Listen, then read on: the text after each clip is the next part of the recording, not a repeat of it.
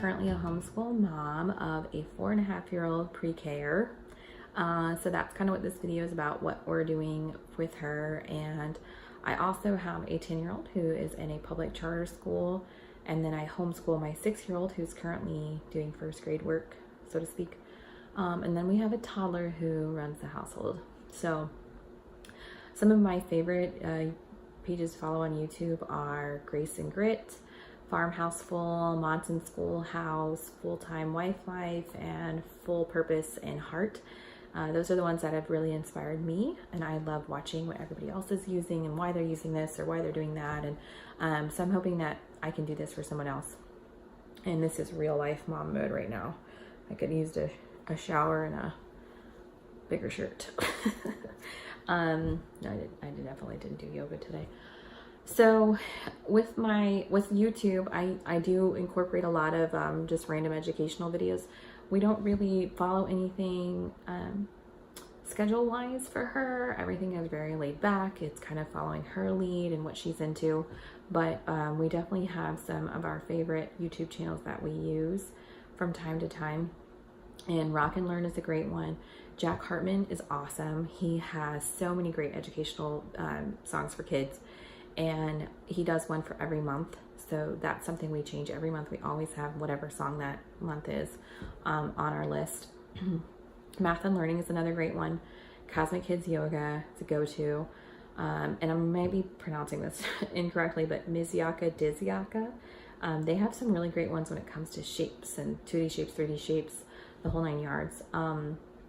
Kidshealth.org and Peekaboo Kids were really great when we were doing anything with science. We were looking at the human body, and they have some really great videos on there for kids. They're short, they're very intriguing, like they're really great. We do a morning basket, again, not every day, but we have a little playlist that goes for that before we start or sometime throughout the day. A lot of the times while I'm cooking dinner. And so those particular YouTube groups that we follow on that is Bethel Music Kids, Listener Kids, and then our church has put out a playlist, and so the kids love hearing those songs from church, like, oh, that's my church song. And so I like to change that order and throw one of those songs, maybe not just one, but a few different songs from the church playlist on to that, and they'll get really excited when that comes on. I do a lot of free play. I do a read aloud. That was more for my first grader. We do Magic Tree House, and that's been going really well. So basically they have their notebook and any coloring items, crayons, colored pencils, markers, whatever, and they're basically coloring whatever comes to mind as I'm reading. They were way more into that than I thought. We more often than not finish the book in one sitting, which I thought was pretty good for how young they are. She's really good with cutting. She loves arts and crafts. But I originally had gotten this Melissa and Doug Scissor Skills book, which is really great. I'm going to end up using this for my toddler because my 4-year-old just is really great with cutting. But it has just some different, like this is very basic cutting, some rectangles. It has like the white dotted lines. This one is a tiger, and I think I meant a lion, not a tiger. A boat. And then cutting circles, which is really hard. The pepperoni onto the pizza and stuff. But anyway, she was really good at scissors and cutting, so I haven't really used that one with her. But however, we did do some glue control practice. This is actually her brother's because he needed it just as bad as she did, but it's pretty similar. I just couldn't find hers. So it was from A Dab of Glue Will Do, and there's a little song that goes with it that they love. And we just had some glitter glue. And they love doing this, but it was really nice for them to understand, like, we don't need to use an entire bottle of glue for a 1/4-inch piece of paper. So that was fun, and they liked it, and it actually had meaning, so that's always helpful. Oh, so something I found on Timberdoodle originally. I think it was Timberdoodle. Anyway, I ended up getting it from Amazon. That I wasn't sure about was these Good Manners flashcards. These are really great, and she loves them. She'll pull them out all the time. And they're kind of, some of them are a little like old school, but it's fine. It's fun to do with her. So it'll say, you know, when you answer the phone, what do you say? This is the old school one I was talking about. Hello, Piggy residence. Mom can't come to the phone. May I take a message? Who's calling? So if she gets the answer right or close to it, she gets the card, and it's very simple. When you hurt someone's feelings, what do you say? I'm sorry. So some of them are pretty simple, but some of them just make them think, you know, like what do I do in this situation? There's 48 cards here, and again, this is something she pulls out way more often than I initially thought she would. So we love these. I wish they had more, and I wish they had more like modern ones. We do a co-op, and we love our co-op. We go 2 days a week, and there's different classes on Monday and then different classes on Wednesday. I didn't intend on having her in any of those, but she was really into it and wanted to do it. So we're like, okay. So she takes art and cooking on Wednesday. She loves those. Those are her favorite. And her brother gets to take those with her. So it worked out really well. And then on Mondays, she does a pre-K math class. That's really more just for fun, and then intro to math. And Science Life, which is an awesome class where the instructor brings in live animals, random animals, like ones you wouldn't think would typically be brought in, and they go over that. So that's really cool. So before I had wasn't putting her in those classes, I got her the Cumin Science pre-K book. And you don't need to do all these subjects with pre-K or even kindergarten or early elementary. It was just more of, because she wants to do school so badly with us, I wanted to make sure I had a good variety of items to use so I could see what her favorites were, what she was more into, and just learning what she really likes. So this was good. She liked this. It has some like drawing activities. It has some stickers that she had to put in, learning about day and night. There was life science, plant science, things about plants, weather. So it's still good. We use it from time to time whenever she pulls it out. I have a cubby that she is free to go pick out whatever she wants to do during that time. And so sometimes she does pick this. Let's see, what am I going to move on to? So I didn't plan on getting her a planner, but my son has one, and it's the Big Happy Planner for Kids, and Mermaid's super cute, right? But he is really great with his. He loves it for knowing his schedule, what's going on, and we keep his assignments in there so he knows what's expected of him, and he loves that, and it works out really, really well. We really like that system. So when Annalena wanted one, that's my 4.5-year-old, I'm like, well, I don't really think you need one. But we were at Michael's not that long ago, and they had them marked off like 60 or 70%. So and then I still got the discount from homeschooling, so I was like, all right, we'll do it. But it's actually really cute, and I'm glad I got it for her, and I'm excited to see her progress. So she wrote her schedule on here that she had on Monday. She had math at 10, and then on Tuesday she had dance at 10, and then she just wrote her name, Annalena Barbino. So I thought that was really cute. So this goes all the way to July next year. So it'll be really neat to see the progress from here to there. Everybody, I feel like, as a homeschooling mom, picks these up. The Dollar Tree, Dollar Spot, Target workbooks. And these are just the ones, I'm not going to go through, but this one is a dry erase one. This is her go-to. These are just nice to have. I think everybody has those. The actual only curriculum that we use for her is Picture Smart Bible. I don't have a cover here, but this is really great. This is really for kindergarten through, I think, 3rd or 4th grade. But it basically just goes through each book of the Bible, and you use your own Bible, so whatever version you have, and you get to explain it on their level of what that book is about. So this was just, introducing that there was a New Testament and an Old Testament and a New Testament. And even though it's for kindergarten and up, she's done really well. She can tell you like what all these things mean, like what she colored in that certain colors on certain things, or did certain things with them. So as you can tell, she has done really well with this. So we love this curriculum a lot, and she participates in it very well. Something I've done is, some of my favorite resources, I guess, are preschoolmom.com, brainymaze.com is where these are from. These were free. But I just laminated these, and this is really good for her to use those, what are those blocks called that I can't think of right now? You know exactly what I'm trying to say, but whatever, that she can make the number 5 with the math links, cubes, whatever, blocks. She can trace with her finger, and then she can write it. And this is just something for her to practice on. I have a couple different ones of these.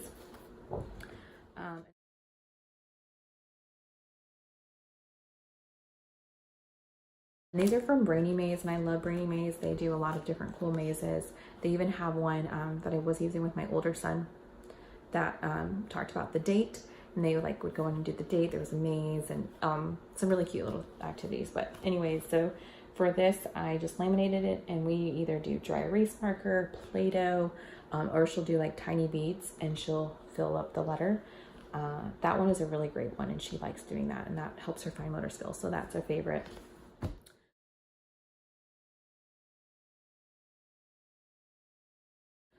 Another thing that I really liked or like is this Bambino loop puzzle. My son has the older one, mini loop, I think. And I think these are kind of old school, like if I'm right, that they have a little puzzle that they're self-checking.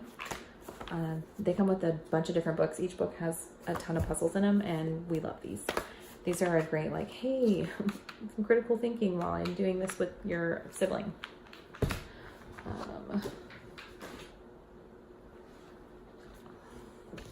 Melissa and Doug tape book. This is really awesome. This is a fun little resource.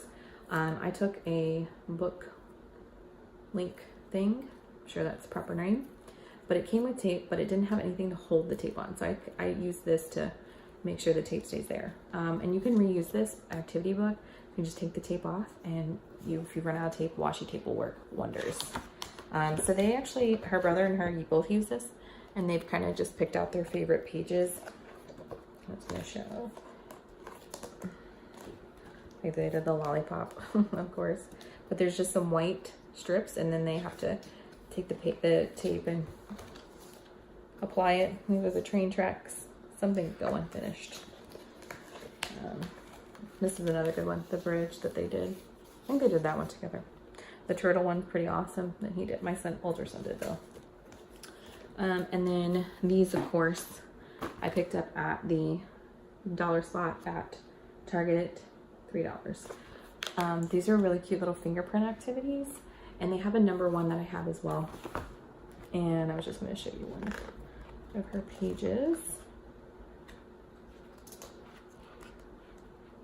Maybe.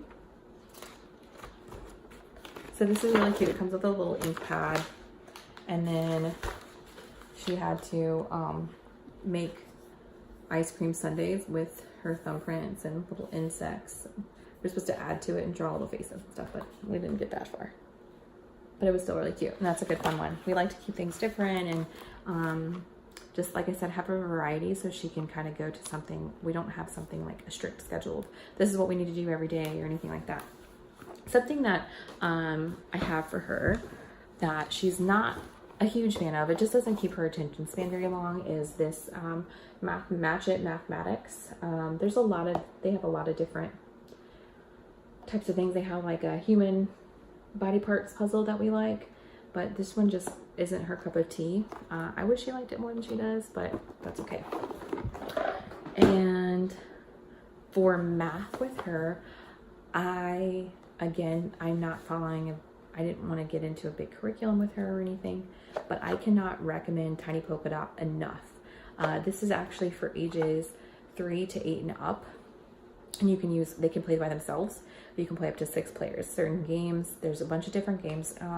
You play from 5 to 15 minutes. It shows you there's a bunch of different cards in here, and there's several different games, and it's awesome. This is one of our favorites. She loves it.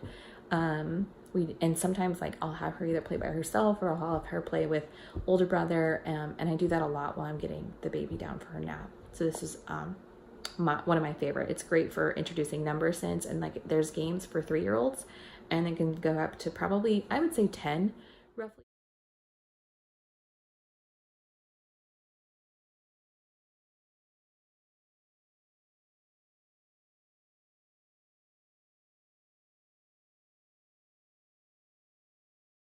Definitely recommend this. It was like I want to say it was like $14 on Amazon, and it's definitely well worth it. We love this, love this, love this.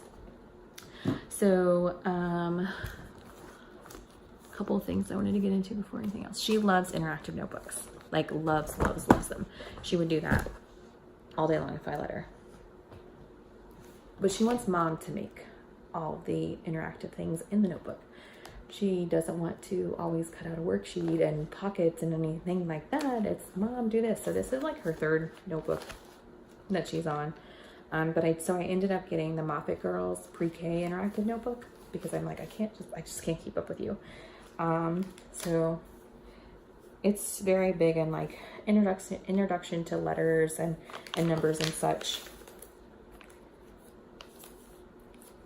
But I still would put some stuff in here.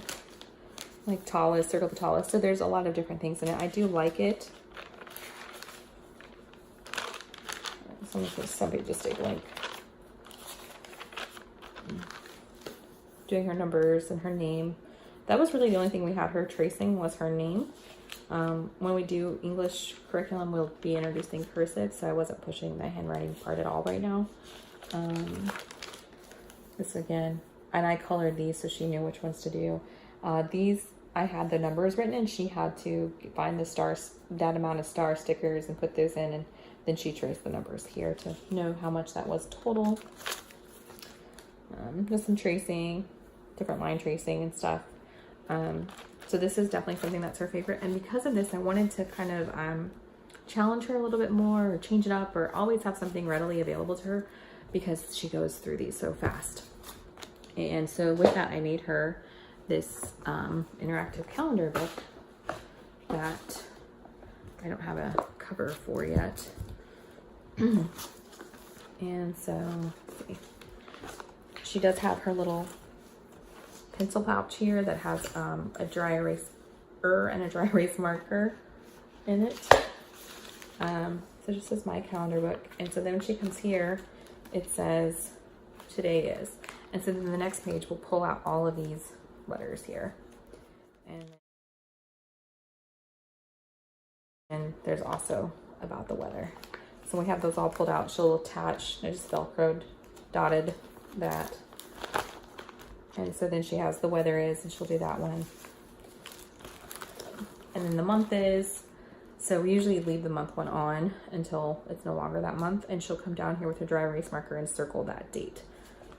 We do calendar with Big Brother, and so once he completes it on the big board in our homeschool area, she can just do this as she's watching him or when he's done, and I go over it with her. Yesterday was, tomorrow is, and I got this on these I printed these from the resource I got off of Teachers Pay Teachers, and I love it. It's very simple, and it was great. It was only a few dollars anyway. This one I just made for her, and it's just practicing writing her name. And then these I got from totschooling.net, I think. Yeah. And one of my favorite free resources. They have so many things on there that you can use for free. And so this one I just printed out, put in a page. I mean, obviously these are all page protectors, but it came with the letters to cut out, and it came with lowercase and uppercase. So we'll switch those out from time to time. So she can practice the lowercase, and these are just beginning sounds of the picture.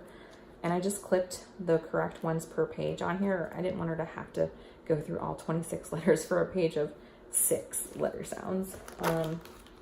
Here's another page of that, and another page here.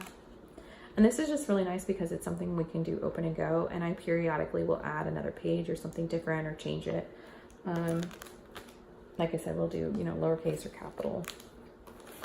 And then this one I just added in. We haven't actually done it yet. And I'd be lying if I told you I knew where it came from. But it's this tree here. And so I have this clipped so that nothing would fall out. But basically we'll have these Velcro dotted as well. And pretend these both were 4. We'll put the 4, where you can't see, the bottom box here, and then I'll have some Velcro dots to put the matching leaves that would go with the 4.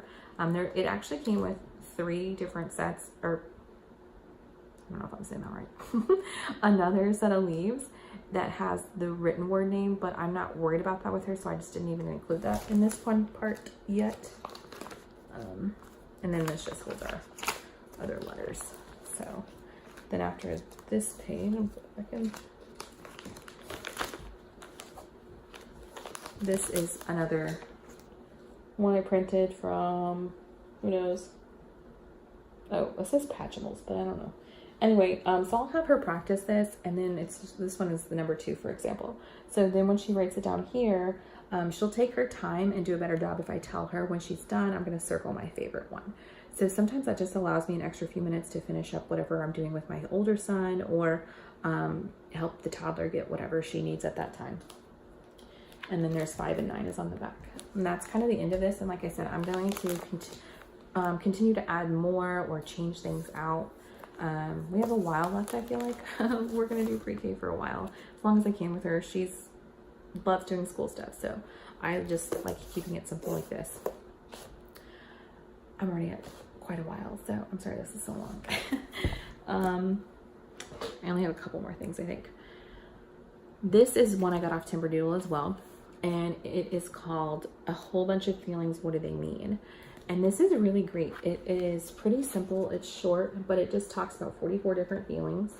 And this is one that you can easily like go to any page, especially if they're in a certain mood that day, and you can kind of go, or you know, you notice something happening, or like being silly. Like this talks how the silly clown, and how it's okay to be silly once in a while, but you can't be like that all the time. So it's really, we love this. The kids like to read certain ones over. Again, they'll be like, Mommy, can you read the one about being shy? Or can you read the one about the grumpy bear? I think they say the grumpy bear because I call them grumpy bear a lot. So we love this one. It's a really good, just one to have on hand to read whenever. She'll go grab this. I have a copy that she can just grab from as she wants. And this is one she definitely likes to grab. All right, so saving the best for last. So I like I said, I hadn't planned on doing any type of true curriculum with her. However, she has picked up so much just from listening and sitting in lessons with Bentley when we do our Logic of English. And that is my favorite program. I cannot talk enough about it. It's awesome. I love it so much. And she's really picked up on that. So I was doing with her, this comes from their first part is Foundations A, and it's Doodling Dragons, and it's just a book about the sounds. So I would just kind of periodically read this with her. Like for example, E says and E, and then it has these silly little things, yellow lemons, emus, emailing. So we would talk about, you know, which letters or which word had the and which word had the E sound. So she has really learned almost every single phonogram sound. Like A has 3 sounds. I has 4 sounds. She knows all of those sounds. And because of that, we started doing S4 and starting to read. And it comes with this great alphabet chart.